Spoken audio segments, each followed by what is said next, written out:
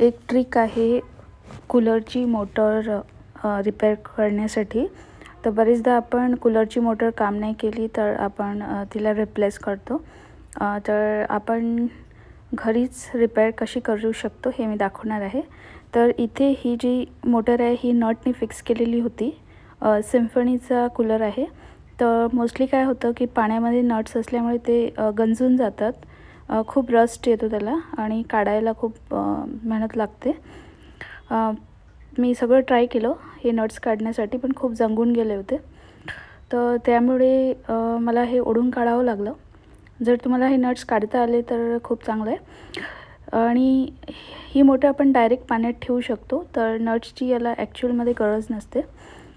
तर इथे ही मोटर मी काढलेली आहे आणि आता आपल्याला याला क्लीन करायचं आहे. तर मी ऑलरेडी क्लीन केलेलं आहे. तर यामध्ये गवत वगैरे जातं तर ते आपल्याला काढावं लागतं.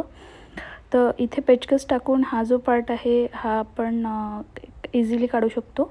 तर याच्या आतमध्ये जे पण रेसिड्यूज असतात मातीचे आणि गवत जे फसलेलं असतं ते सगळं आपल्याला ब्रशनी क्लीन करायचं आहे. आणि ही जी चक्री असते याला लॉकिंग सिस्टम असतं.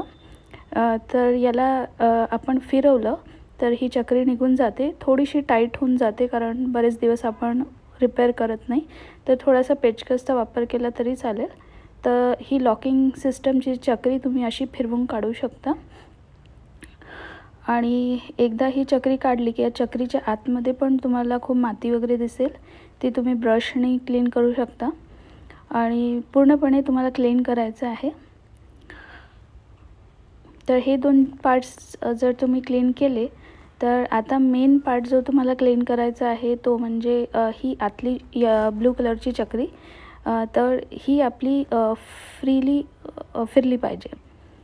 तर याला पण आपल्याला क्लीन करायचं आहे स्वच्छ पाण्याने. आणि त्यानंतर तुमच्याकडे जर शिलाईचं मशीनचं ऑइल असेल, खोबरेल तेल टाकू नका, शिलाईच्या मशीनचं ऑइल याच्यामध्ये टाका आणि मग ही अजून चांगल्या रीतीने फ्री होईल ही चक्री.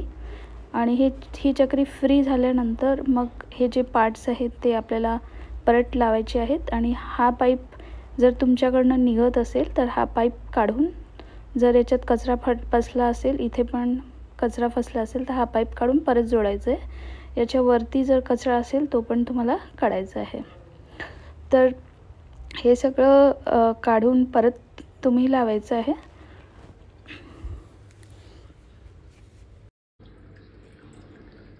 तर आता बघूया हे चालू होतं आहे की नाही, नाहीतर मग मोटर चेंज करावं लागेल.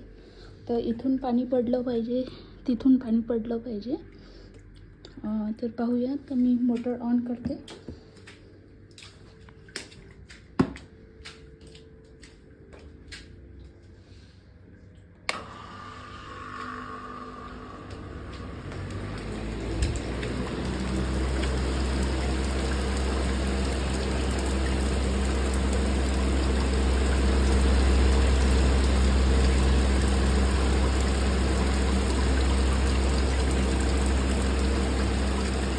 हे चालू झालं आहे. तर ही ट्रिक तुम्ही नक्की ट्राय करा.